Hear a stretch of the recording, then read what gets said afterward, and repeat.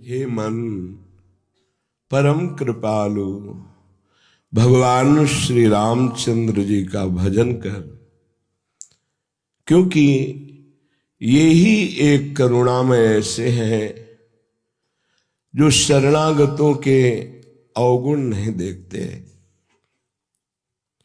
जो इनकी शरण में आ गया वो जन्म मरण जो दारुण महादुख है, इस भय से वो दूर कर देते हैं। इनका व्रत है, जो नर होए चराचर द्रोही, आवे सभय शरण तक मोही। अगर कोई चराचर का द्रोह करने वाला भी है और भयभीत होकर मेरी शरण में आ जाए, भगवान कहते हैं रखियो ताहि प्राण की नहीं। जो जीव के दारुण दुख का नाश करने वाले, जन्म मरण के भय का नाश करने वाले, एकमात्र शरणागत हो जाने पर ही, हे मन ऐसे परम कृपालु श्री रामचंद्र जी का भजन कर। कैसे खिली हुई इनके नेत्र हैं, अरविंदाक्ष, नव पंख लोचन, मानो नवीन कमल अभी खिला हो, ऐसे प्रभु के नेत्र हैं, विशाल नेत्र। जैसे लालजू के नेत्र वैसे रामजू के नेत्र हैं। आयत दृग अरुण लोल, विशाल अरुणिमा लिए हुए मन का हरण करने वाले हैं। प्रभु के नेत्र मन का हरण करने वाले हैं। गोस्वामी जी के नवकंज लोचन, नवीन कमल के समान। एक बार इन नेत्रों का स्मरण हो जाए, एक बार ये नेत्रों से मिल जाए तो जन्म मरण चक्र का स्वाभाविक नाश हो जाता है, क्योंकि नेत्रों से करुणा ही बरसती रहती है। करुणा कृपा कटाक्ष अपने शरणागतों पर इन नेत्रों से बरसती रहती है। और मुखकंज का तो क्या कहना, ऐसे कपोल, उन पर घुंघराली अलकें, कुंडलों की कांति कपोल पर पड़ रही है। समीप पे ही विशाल नेत्र, नील कमल की सी कांति कपोलों पे झलक रही है। एक बार जो रूप देखे फिर उसे और कुछ देखने की इच्छा ही नहीं होती। ये ऐसे रूपवान है। हमारे लालजू के नेत्र चपल हैं, चंचल हैं। वही जब राम रूप में तो बहुत ही गंभीर और लज्जायुक्त नेत्र रहते हैं। सहसा किसी की तरफ चितवन नहीं करते, सलज्ज और गंभीर मुद्रा में रहते हैं। ऐसे नवविकसित कमल के समान नेत्र वाले, बहुत ही सुंदर श्रीमुख कमल जिनका, और दोनों कर कमल जिनके अभय दान देने के लिए हैं, और युगल चरणारविंद चरण कमल ये भक्तों के निवास स्थान है। ये इतने गुप्त हैं कि महादेव जी अपने हृदय में सदैव रखते हैं। नेत्र कमल 2, मुख कमल 1, और कर कमल 2, और चरण कमल। भक्तों का मन रूपी भ्रमर इन्हीं कमलों पर वास करता है। कभी नेत्र कमल, कभी मुख कमल, कभी कर कमल, कभी चरण कमल, इन्हीं कमलों पर विहार करता है भक्तों का मन रूपी भ्रमर। ऐसे अद्भुत सौंदर्य छटा को बिखेरने वाले मंगल भवन अमंगलहारी द्रवहुषु दशरथ अजिर बिहारी। महाराज चक्रवर्ती सम्राट दशरथ जी के महल में ये जब बाल रूप से विचरते हैं, मणियों से जटित खम्भ में ये जो अपना प्रतिबिंब देखते हैं तो नाचत निज प्रतिबिंब निहारी। अपने प्रतिबिंब को देखकर मोहित हो जाते, इतने सुंदर हैं, और नाचने लगते हैं कि हमें इतना सुंदर दोस्त मिल गया। बातें करते हैं, ऐसे करते हैं तो प्रतिबिंब में ऐसे होता है, नाच रहे हैं। सर्वज्ञ प्रभु बाल लीला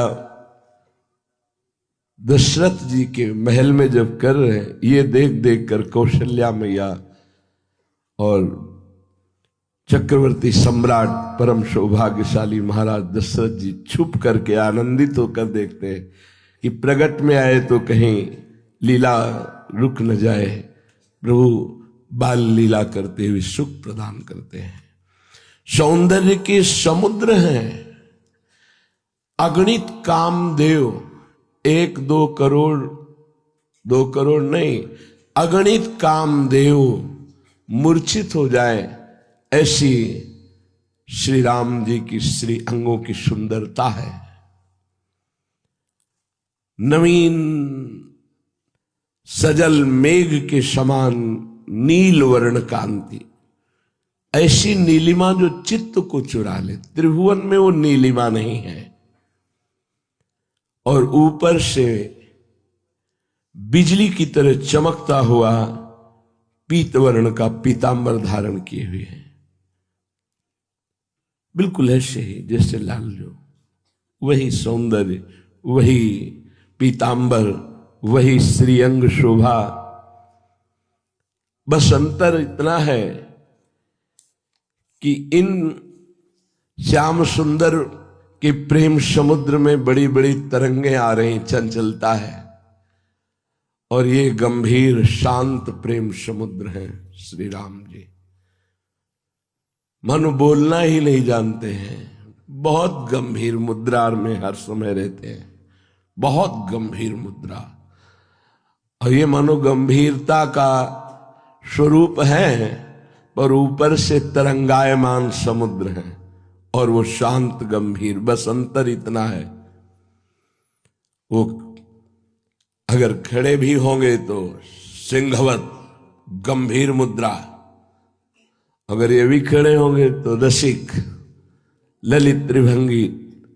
इनकी चितवन, इनका खड़े होना, इनका मुस्कुराना मुनियों के मन का अपहरण करने वाला है, प्रेमियों के चित्त को आह्लाद से बसीभूत करने वाला है। महाराज नवीन मेघ की जैसी कांति, ऊपर से करोड़ों बिजलियों की कांति का अपहरण करने वाला पीतांबर धारण किए हुए हैं। ऐसा लग रहा है नवीन मेघ में बिजली चमक रही हो। ऐसा ही तो आप रोज सुनते हैं इनकी शोभा, वही है। ये ऐसे सौंदर्य रूप में श्री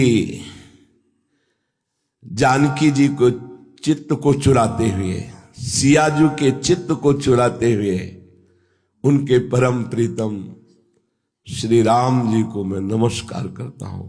गोस्वामी जी कह रहे हैं, मन ये बड़े दीन बंधु है, सच्ची बहुत करुणामय है। प्रभु अपने बहुत करुणामय है। इनकी करुणा को जो जान गया, इसी बात को भगवान शंकर कह रहे हैं, उमा राम स्वभाव जहि जाना, ताहि भजन तज भावनाना। बहुत करुणा है, बहुत प्यार करने वाले हैं।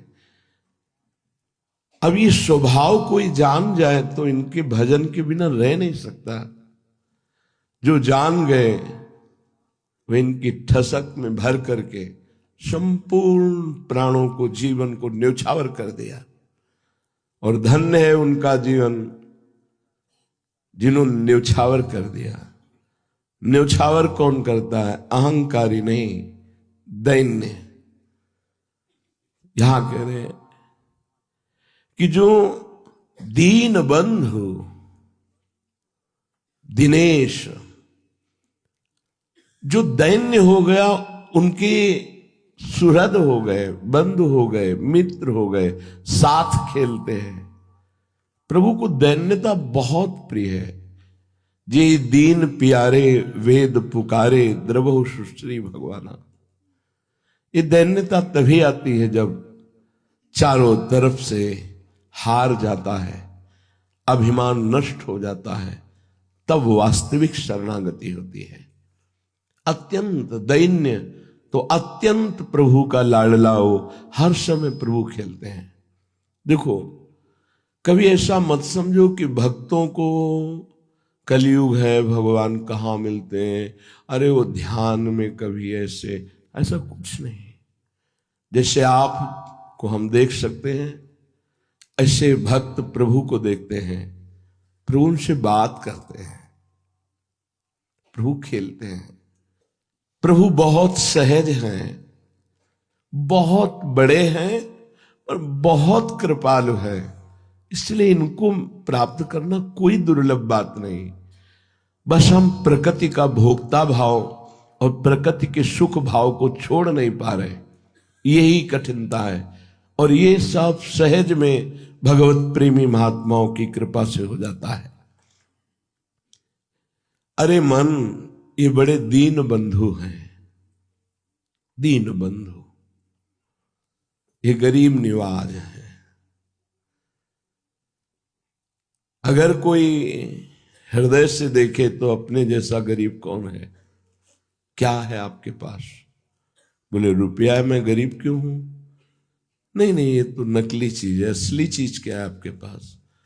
मकान है, पद है, भारी से भारी हमारे पास सब समाज प्रियता की वस्तुएं हैं, सम्मान है, ये सब नकली है, ये सब नकली है।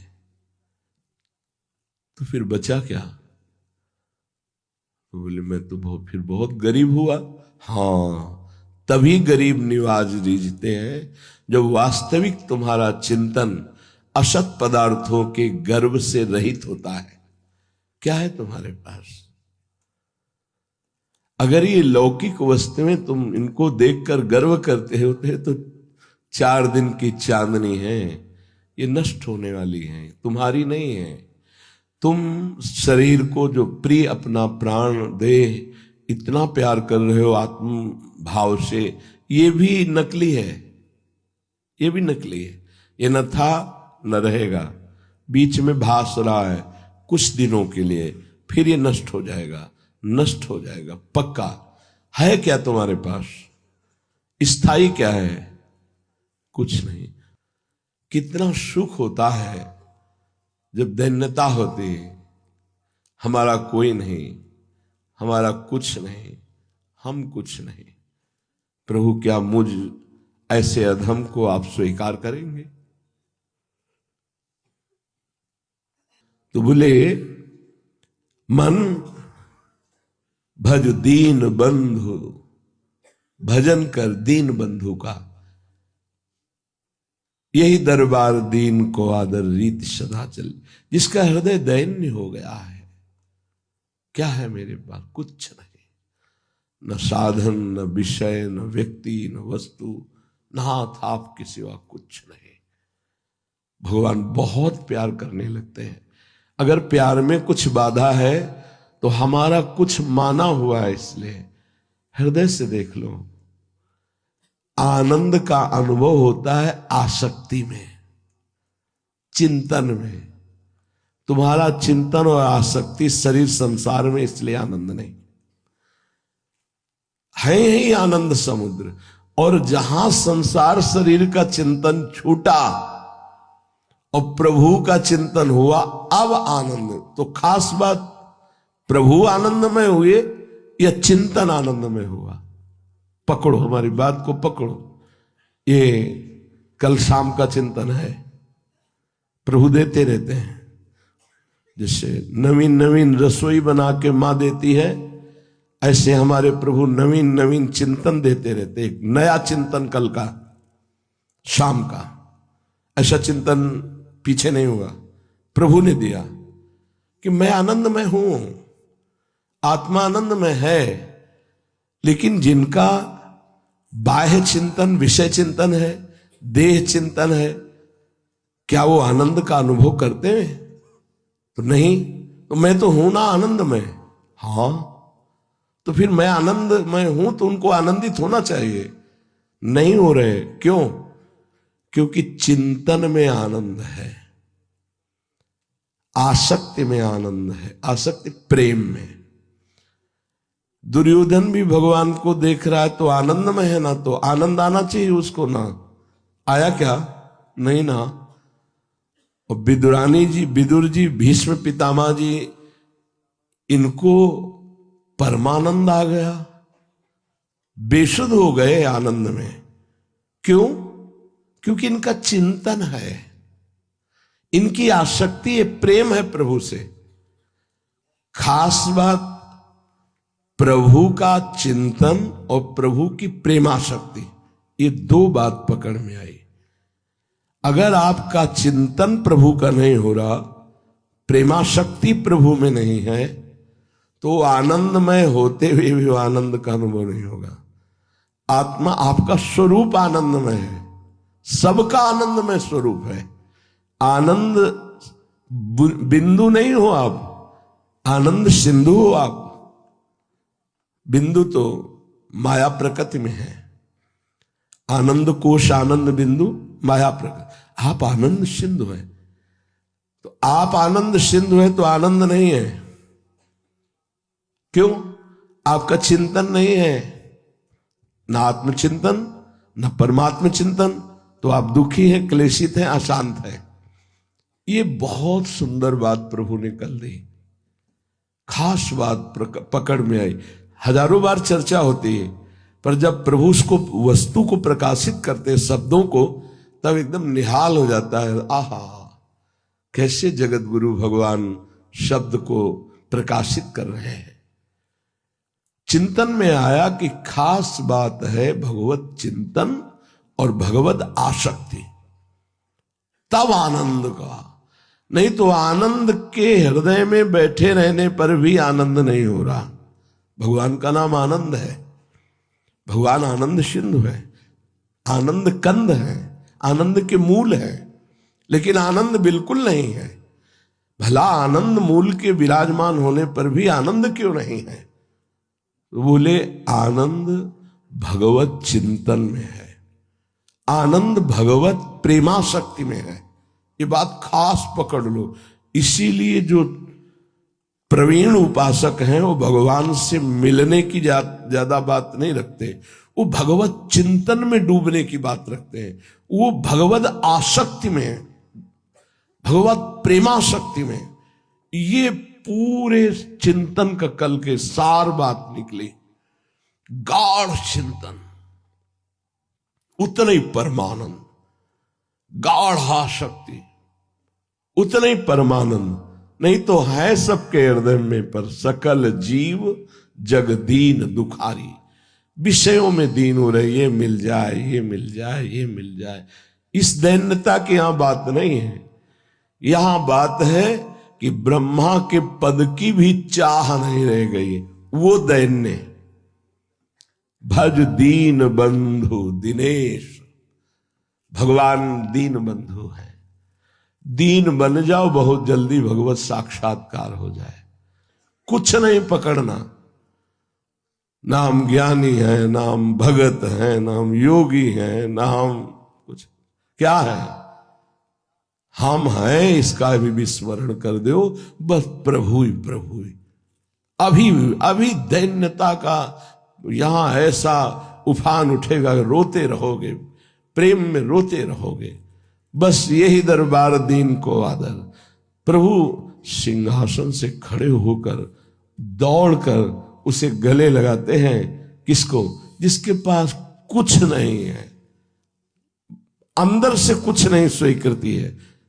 जैसे सुदामा जी के पास अगर है कुछ तो श्री कृष्ण है, कुछ नहीं है आगे। भगवान दौड़ करके आए और गले लगे। कुछ नहीं जिसके, तुम्हें छाड़ी गति दूसरी नाही, बसहु राम तिनके मन माही। आपके सिवा दूसरा कोई आश्रय ही नहीं, वस्तु ही नहीं, स्थान ही नहीं। ये सच्ची मानिए, बिल्कुल यथावत ऐसा ही है। जब ये सब अपवित्र अंतःकरण पवित्र हो जाता है नाम जप से, भगवदाश्रय से, ऐसे खुली नेत्रों से एक एक सब रहस्य खुल जाता है। ये रहस्य रघुनाथ कर बेग न जाने कोय, जो जाने रघुपति कृपा तो सपने मोह न होए। कोई नहीं। जब ये सब बातें तर्क वितर्क की, लड़ाई झगड़े की उत्पन्न होती हैं तो अंधरों ने जैसे हाथी का वर्णन किया था उसमें होती है। नेत्र वाला जब वर्णन करेगा तो वो एक ही होगा कि ये संपूर्ण बातें एक की हैं। वही एक अनेक है, वही अनेक एक है, एक और अनेक दोनों से वो परे है। वही सत है, वही असत है, वो सत असत दोनों से परे है। वही सत असत में भरे है। कैसे पहचानो? गुरु कृपा हो जाए तो अभी साफ संशय निवृत्त हो जाए तो ऐ मन भज दीन बंधु।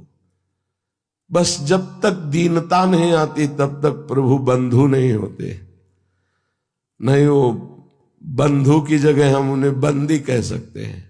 जहां दैन्यता आई तो हृदय में बंदी बन जाते हैं, यहीं खेलते हैं। हृदय रूपी निकुंज में सदैव वो खेलते रहते हैं। उपासक चलता फिरता वृंदावन होता है। उपासक चलता फिरता वृंदावन होता है। उसके हृदय रूपी कुंज निकुंजों में प्रिया प्रीतम विहार करते रहते हैं। तभी भगवत रसिक जी कहते हैं, हमारे उर वृंदावन, और इस प्रकट वृंदावन से हमारे उर में वृंदावन का प्रादुर्भाव हुआ। अब वो हम जहां भी हैं वो हमारे हृदय में खेलते रहते हैं। जैसे नारायण स्वामी जी कहते हैं, नारायण या गौर श्याम को हृदय निकुंज बसाई। हृदय में क्यों नहीं आ रहे? कुछ है। ये बहुत गाढ़ चिंतन की बात आपको कह रहे हैं। जिसके हृदय में प्रभु के सिवा कुछ नहीं है, उसका हृदय प्रभु का निज महल हो जाता है। जब उपासक दैन्य होकर भगवान का आश्रय लेता है तो हमारे हृदय रूपी भुवन में भुवन भास्कर का उदय होता है। यहां कौन से भास्कर? ज्ञान भास्कर। कौन है वो? स्वयं भगवान। उसके हृदय में भगवान ज्ञान रूपी सूर्य के रूप में उदय हो जाते हैं। सच्ची, जैसे संसारी आदमी संसार की कल्पना करते करते वो थकित हो जाता है, डिप्रेशन में पहुंच जाता है, ऐसे ही उपासक का हृदय भागवतिक चिंतन, भागवतिक लीला, भागवतिक भाव में डूबते डूबते वो भगवत स्वरूप हो जाता है। उसका चिन्मय देह प्रकाशित हो जाता है। कुछ करना नहीं होता। सच्चे, ये प्रारंभ में होता है। कुछ करना नहीं होता। बैठे बैठे अपने आप कैसे बताएं? वाणी की सामर्थ्य नहीं बताने की, क्योंकि करे तो बता सकता है, जब हो रहा है तो केवल देख सकता है, बता नहीं सकता। देखने वाली दृष्टि भी दूसरी होती है, और ये वाणी तो बहुत ही स्थूल है, ये क्या बता पाएगी? जो भक्तों के हृदय में ज्ञान सूर्य के रूप में प्रकाशित हो जाते हैं, और लोक में तो भुवन भास्कर के रूप में प्रकाशित ही है, वो और कोई नहीं, श्री भगवान है। जो दैत्य और दानवों का नाश करते हैं, जो शरणागत हो जाते हैं, उनके हृदय की आसुरी प्रवृत्ति का भगवान नाश कर देते हैं। सबके हृदय में देवता और राक्षस दोनों हैं। बहुत ध्यान से सुनना। हमारे मन का एक हिस्सा देवता है और एक हिस्सा राक्षस है। जैसे आप कोई गलत कार्य करते हैं तो आपको मन ही आदेश करता है, मन ही सलाह करता है, मन ही पूरा विधान बनाता है, लेकिन फिर वही मन दुखी होता है, क्लेशित होता है, ग्लानि से भर जाता है। तो उसके दो स्वरूप हैं, एक है दैवी और एक है आसुरी। आसुरी स्वभाव, आसुरी बुद्धि, आसुरी मन, ये हमें दुर्गति कराने वाला, पापाचरण कराने वाला, भगवान से विमुख कराने वाला, अधर्म आचरण कराने वाला है। जो भगवान की शरण में होते हैं तो भगवान ऐसी दानवी वृत्ति, ऐसी राक्षसी वृत्ति का नाश कर देते हैं। राक्षसी वृत्ति सुख लेना, दूसरों के शरीर से, धन से, वस्तु से, स्थान से, पद से, व्यवहार से सुख भोगने की इच्छा रखना, इसे राक्षसी वृत्ति कहते हैं। इसको स्वयं प्रभु नष्ट कर देते हैं जब कोई शरण में। ये दानवों का संहार करने वाले हैं, असुरों का नाश करने वाले हैं, उसका भाव समझो। प्रगट में भगवान जब अवतार लेते हैं तब तो दानवों का संहार करते हैं, और जब हृदय में ज्ञान रूप से भगवान प्रकाशित होते हैं तो दानवी वृत्ति, आसुरी वृत्ति का नाश करते हैं। हे प्रभु, आप आनंद कंद हैं। कंद माने होता मूल, आनंद के मूल है। हे रघुनंदन, आप आनंद के मूल है। कौशल देश अयोध्या में आप चंद्रमा के समान प्रकाशित, जैसे चंद्रमा अमृतमयी किरणों के द्वारा सबको शीतलता और जीवनी शक्ति देता है, ऐसे अवधवासियों के, शरणागतों के हे श्री रामचंद्र आप जीवन हो। आहा, कितना सौभाग्य, अहोभाग्य। जब उठते बैठते अपने राजा धीराज प्रभु श्री राम के सब दर्शन करते थे, कर रहे हैं, करते रहेंगे। कौन? जो अवधवासी हैं, जिसका वध नहीं किया जाता उसमें जो वास करता है उसका नाम है अवध। अभी जिसका वध हो सकता है हम उसमें आसक्त हैं, इसीलिए हम राम राज्य में नहीं काम राज्य में जीते हैं। अवध में रहे तो राम राज्य में जिएंगे। अवध है भगवान का नाम, भगवान का रूप, भगवान की लीला, भगवान का धाम। अपना स्वरूप अवध है। नैनम छिन्दन्ति शस्त्राणि नैनम दहति पावका न चैनम क्लेदन्त्यापो न शोष्यति मारुता। जो हर समय स्वरूप में रहते हैं, या जो नाम जप में रहते हैं, या जो रूप ध्यान में रहते हैं, जो लीला चिंतन में रहते हैं, जो भगवत धाम की लीलाओं के चिंतन में रहते हैं, वो अवध में रहते हैं। ऐसे अवधवासियों को आराध्य देव प्रेमामृत रूपी अपनी किरणों से आह्लादित करते रहते हैं। उनका हृदय प्रेम आनंद में रहता है। अभी जिसका वध हो सकता है उसमें हम आसक्त हैं। अभी सब शरीर में आसक्त भाव से रह रहे हैं, अवध में नहीं रह रहे। इसका वध हो जाएगा। अवध है स्वरूप, अवध है नाम भगवान का, अवध है रूप भगवान का, अवध है भगवान की लीला, अवध है भगवान का धाम। जो नाम रूप लीला धाम में रमण करते हैं, जो अपने स्वरूप में स्थित हैं, उन्हीं को इस प्रेमामृत का रसास्वादन प्राप्त होता है। जैसे चंद्रमा अपनी किरणों से शीतलता और जीवनी शक्ति प्रदान करता है, ऐसे भक्तों के हृदय में ये प्रभु आराध्य देव प्रेमामृत रूपी किरणों से, करुणामयी दृष्टि से उनका हृदय शीतल रखते हैं। परम शीतल माश्रयामी, परम शीतल हृदय रहता है। और उनके जीवन का आधार पोषण यही है। इन्हीं के नाम रूप से उनका जीवन चलता है। जिनके मस्तक पर रत्न जटित मुकुट है, कानों में कुंडल है, भाल पर सुंदर तिलक है, प्रत्येक अंग में सुंदर आभूषण सुशोभित हो रहे, जिनकी अजान भुजाएं लंबी घुटनों तक भुजाएं हैं, जो सदैव सारंग धनुष और बाण लिए रहते हैं। ये प्रभु धनुष बाण क्यों लिए रहते हैं? अपने लिए। उनको डर है किसी से?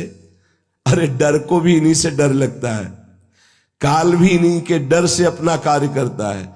मृत्यु भी जिनके डर से डर के अपना कार्य करती है। वायु जिनके डर से प्रवाहित, जल थल चराचर जगत ईश्वर के शासन से भयभीत होकर सब अपना अपना कार्य कर रहे हैं। इनको डर है। ये धनुष बाण डर के लिए धारण किए। अरे जिनकी भ्रकुटी संचालन मात्र से संपूर्ण सृष्टि का संहार हो जाता है। इशारा किया तो सृजन हो गया और इशारा किया तो लय हो गया। भ्रकुटी विलास सृष्टि लय हुई। उनको धनुष बाण धारण करने की जरूरत है? ये धनुष बाण केवल हम भक्तों के लिए है, शरणागतों के लिए है। जब प्रगट में प्रभु अवतार लेते हैं तो प्रभु के दिव्य पार्षद उनके अस्त्र शस्त्र के रूप में अवतार लेते हैं। जैसे हमारी प्रियाजू के कर कमल में नील कमल है, लालजू के कर कमल में बंशी है।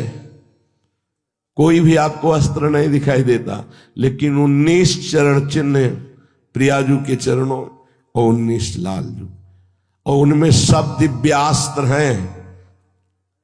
प्रभु के तलवे में सब दिव्यास्त्र विराजमान हैं।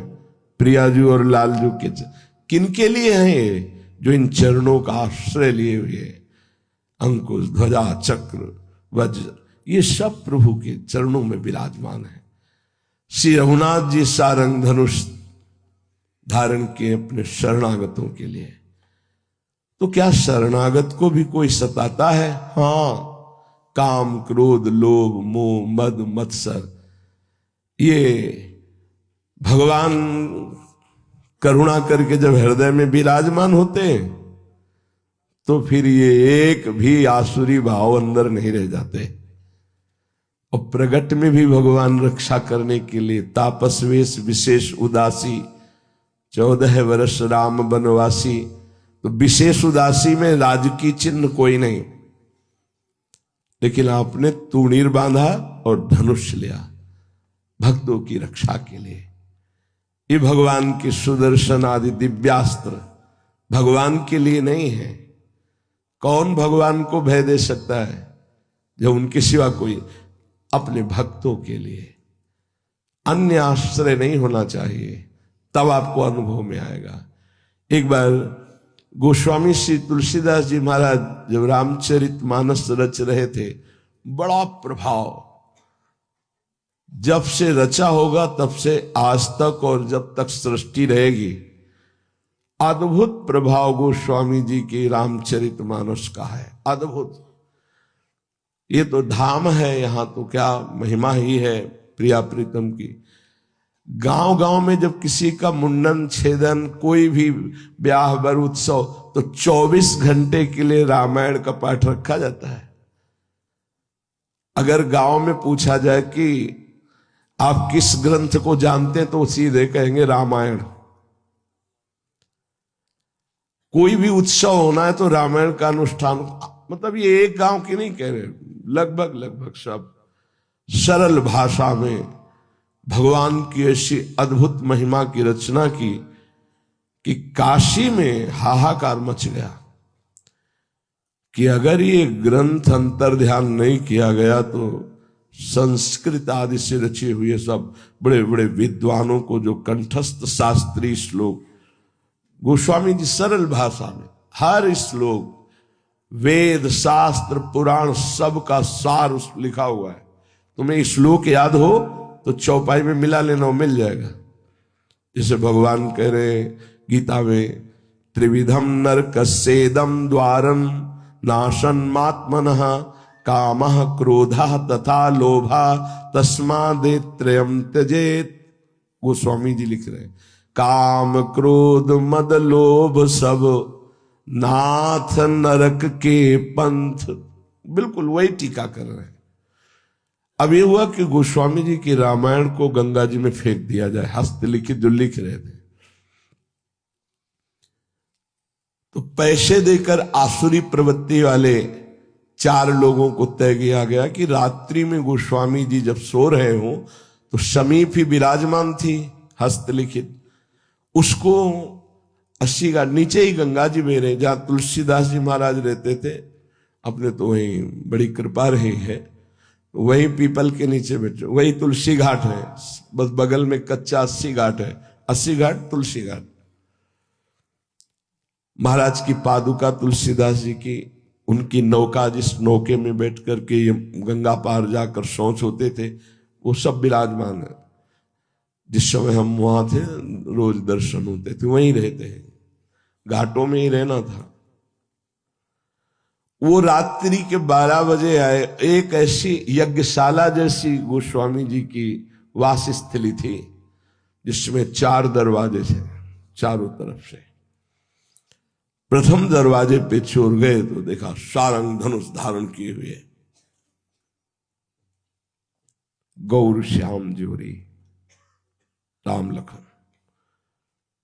वो चुपके से दूसरे दरवाजे में गए, देखा गौर श्याम जोड़ी। चारों दरवाजों पे देखो, भाग गए। पर एक अद्भुत आनंद चोरों को, देखो संत के अहित के लिए जा रहे तो भगवत साक्षात्कार हो गया। अगर गोस्वामी जी से प्यार करते तो प्रेम हो जाता भगवान से। एक अद्भुत आनंद उनको हुआ। उन्होंने कहा कि उनके परिचय के हैं, उनकी सेवा में रहते हैं, तो एक बार देखने को मिलेगा। गए, गोस्वामी जी को साष्टांग दंडवत किया और कहा, जो रात्रि में आप पहरेदार रखते हैं एक बार हमें दिखा दीजिए, हम देखना चाहते हैं। तो कहा, अरे भैया, मुझ गरीब का कौन पहरेदार हो सकता है, यहां कोई पहरेदार नहीं है। बोले, रात्रि में हम आए थे, हमको पैसा दिया गया था आपकी रामायण चुरा कर गंगा जी में प्रवाहित करने। तो जब हम आए तो देखा 2 राजकुमार धनुष बाण लिए खड़े, इधर उधर गए तो उधर भी देखा, चारों तरफ देखा। बोले, कैसे थे? बोले, एक श्याम रंग का था, एक गौर वर्ण। गोस्वामी जी के अशुभ प्रभाव रहा है कि मैं तो शयन कर रहा हूं, मेरे स्वामी जग कर रक्षा कर रहे हैं। ये सारंग धनवा प्रभु अपने भक्त को बहुत प्यार करते हैं। ये धनुष केवल भक्तों की रक्षा के लिए धारण करते हैं। जो धनुष बाण लिए हुए हैं, जिन्होंने संग्राम में खरदूषण को भी परम पद प्रदान किया, अर्थात जो नीच आचरण वाले, मांसाहारी, पापाचारी, दुराचारी, वो भी यदि हमारे प्रभु की शरण में आ जाए तो प्रभु उन्हें परम पद प्रदान कर देते हैं। किसी को मारकर, किसी को प्यार कर। मारने से जो मिलता है परम पद, बड़े बड़े मुनि साधना करके उसे प्राप्त करना चाहते हैं। पर एक बात होती, परम पद तो मिल जाता है पर प्रेम रस का स्वाद नहीं मिलता है। इसीलिए खास बात परम पद की प्रेमी जनों ने नहीं चाही। प्रेमी जनों ने प्रेम चाहा है प्रभु से। इनको प्यार करते हुए तड़पने में जो सुख है वो परम पद में एकांत कहीं बैठ करके इनकी याद करके आह भर के रोने में जो सुख पाया गया वो किसी भी सिद्धि में नहीं पाया गया, किसी भी सुख में नहीं पाया गया। सच्चे माने कोई तुम्हें देख ना रहा हो और ऐसी एकांत स्थली पे बैठकर और इनकी याद में तड़पते हुए जो समय व्यतीत हो रहा है, वो सुख कहीं नहीं, कहीं नहीं। कहीं नहीं है। इसीलिए हरिराम व्यास जी ने कहा कि परम पद किसे कहते हैं, हम तुम्हें बताएं? बोले प्रेमी जनों के बीच में बैठना ही परम पद है। शायद गोस्वामी जी इसी बात को प्रकट करें। तात स्वर्ग अपवर्ग सुख धरी तुलाए कंग, तूल न ताए सकल मिल जो सुख लव सत्संग। ऐसे प्रेमी महाभागवतों के आंसुओं में दम होती है कि हमारे नेत्रों की माया पर्दा की जो वृत्ति हट जाती है, हमारा हृदय तड़पने लगता है प्रभु के लिए। सोचो, अनंत जन्मों से विषय भोगी है मन, प्रभु के लिए तड़पने लगा। बोले इसीलिए कोई भी स्वर्ग सुख मोक्ष सुख आदि भी प्रेमी जनों के संग के समान नहीं रखा गया। अहो भाग्य जब एकांत में बैठ करके प्रभु के लिए तड़पते हुए रोना, मतलब वो हृदय की एक पीड़ा रही नहीं जा रही, ना वो कह सकता है ना किस कोई समझ सकता है। अब वो केवल जिनके लिए तड़प रहा है वही समझ रहे, या तो उसका हृदय समझ रहा है। आसपास कोई हो ना, इसलिए कि फिर वो भाव नहीं आ पाएगा। अगर एक भी व्यक्ति दिखाई दिया तो भाव संवरण हो जाता है, क्योंकि जहां होता कोई है तो चिंतन में आया ना कोई है, अब वो संवरण हो जाएगा।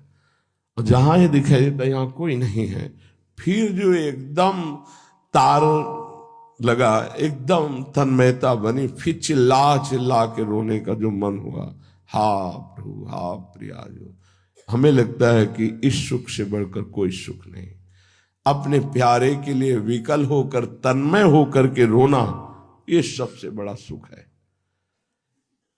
ये हमको बहुत जल्दी प्राप्त हो जाए यदि हम कुछ पकड़े ना, ये बहुत जल्दी मिल जाए। और ये सबसे बड़ा सुख, कई जगह हमने पढ़ा है इस बात को, कई जगह पढ़ा है कि इससे बड़ा कोई सुख नहीं है, एकांत में बैठकर रोना। और ये उसी का आता है जिसका कोई नहीं होता, जिसको कुछ नहीं, अपनापन किसी से भी नहीं है ही भी, क्या क्या है अपने पास।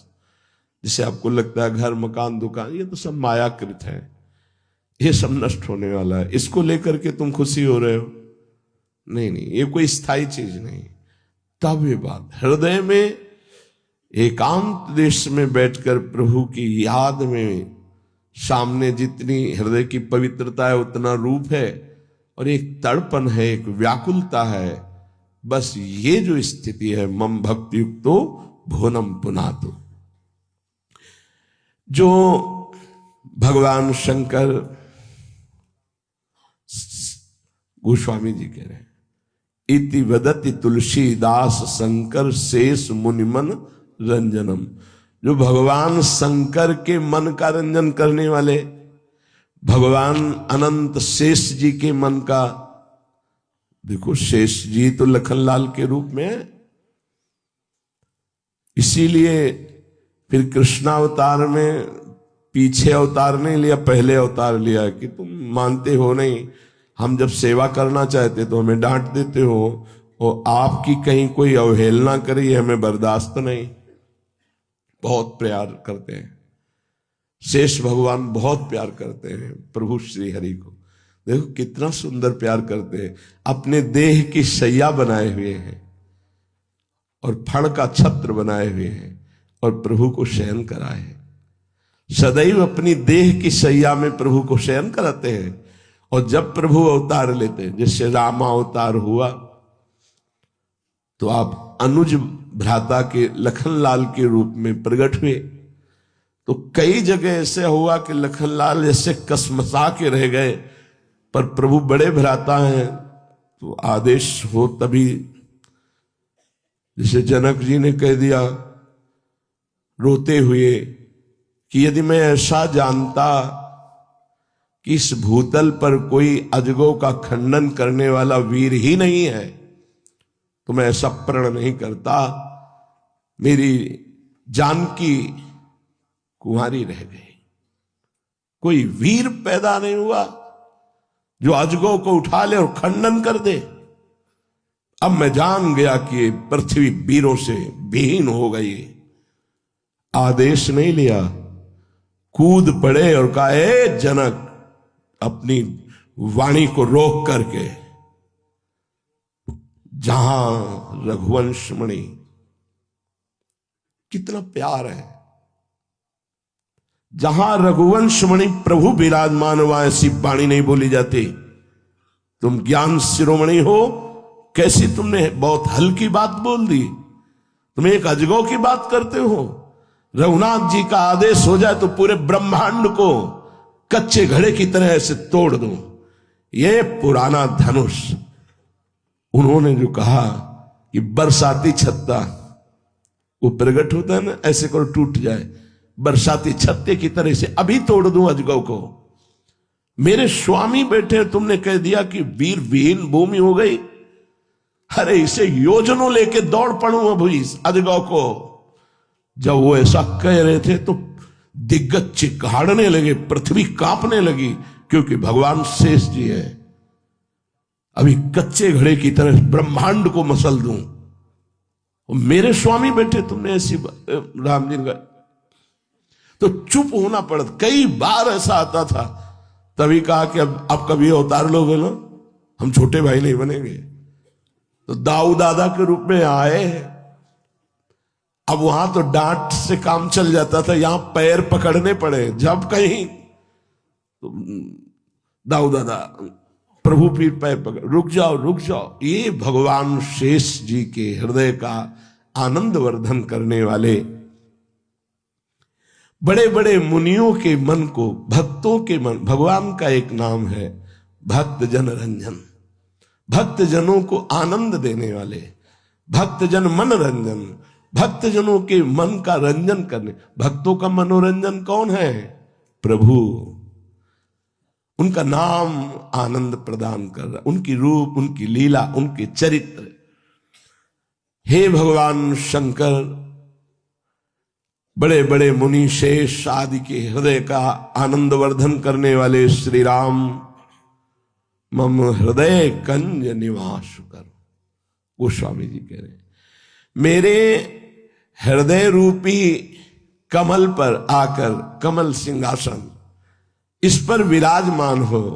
और प्रभु मुझे पता है, जब आप मेरे हृदय सिंहासन पर, हृदय कमल पर विराजमान हो जाएंगे तो कामादि खलदल गंजनम, ये जितने दोष हैं भाग जाएंगे आपके डर से।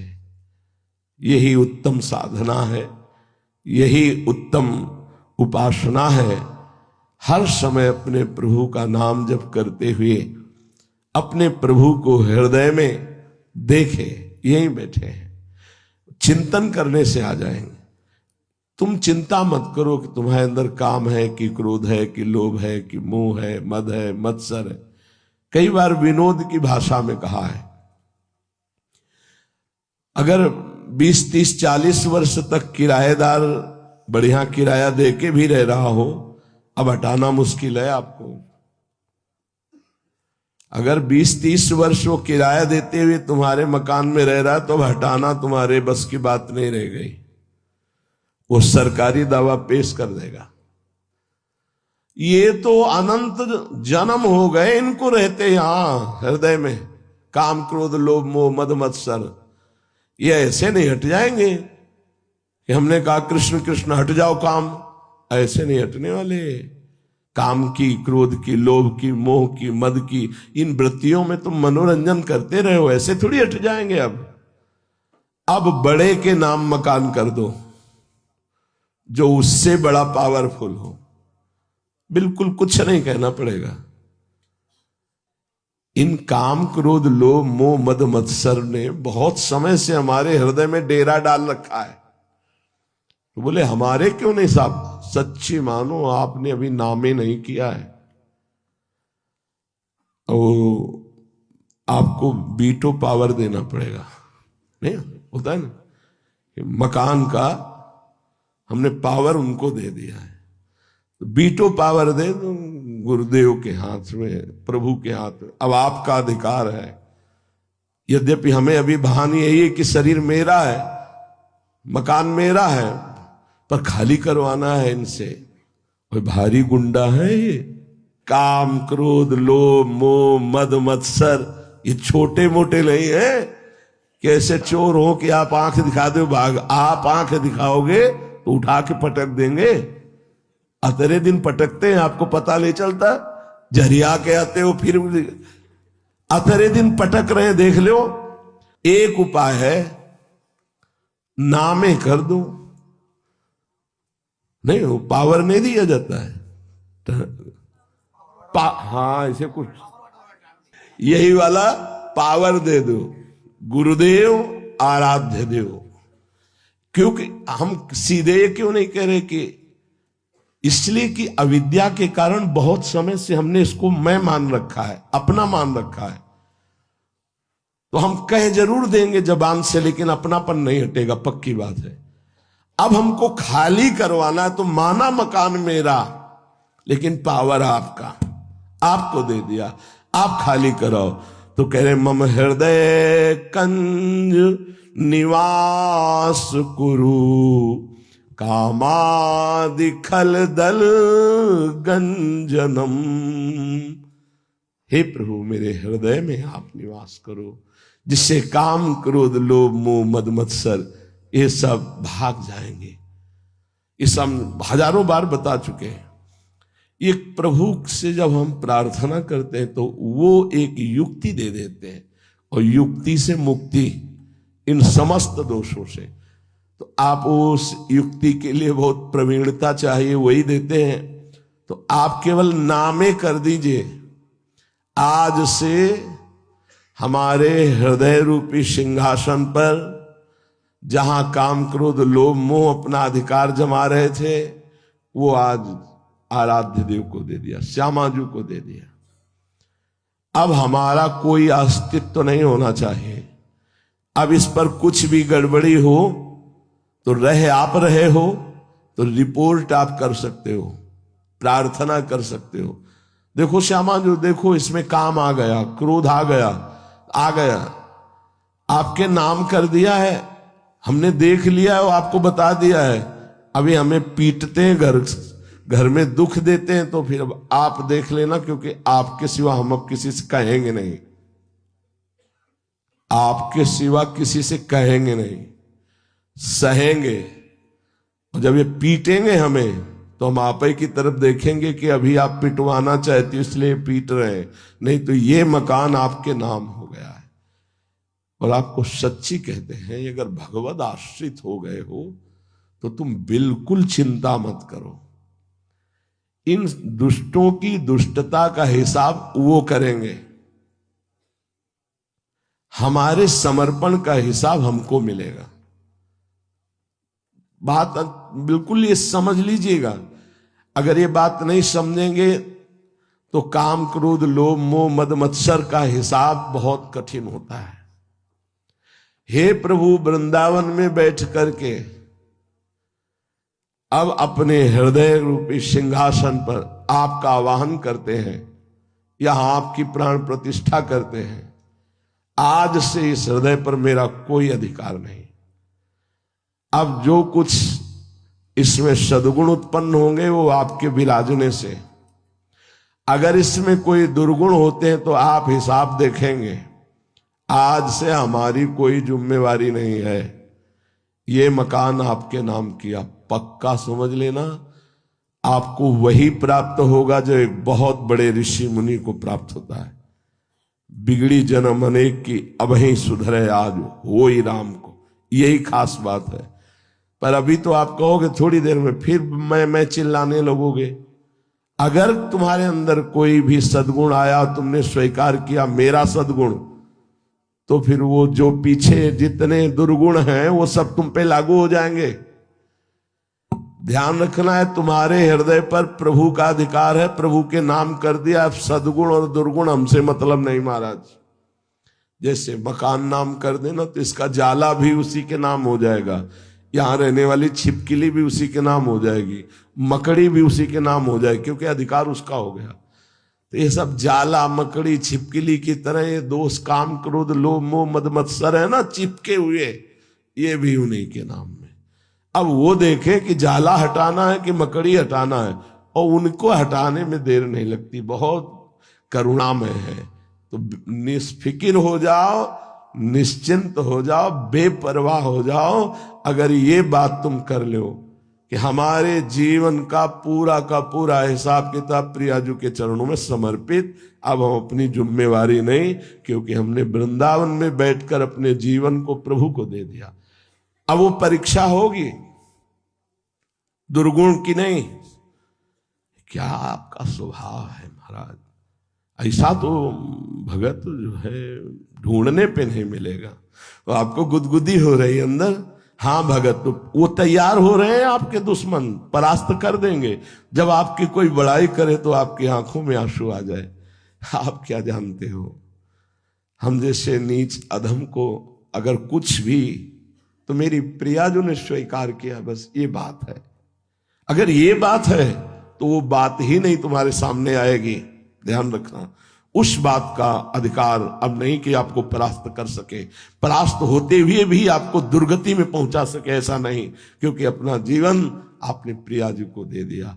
कभी आप अपने में सद्गुण स्वीकार न करें, अहम न स्वीकार करें, महानता मान प्रतिष्ठा न स्वीकार करें, तो जो निगेटिव है, जो नकारात्मक है, जो राक्षसी भाव है, वो आपकी दुर्गति नहीं करा पाएंगे, क्योंकि अब अपने जीवन को प्रियालाल को समर्पित कर दिया।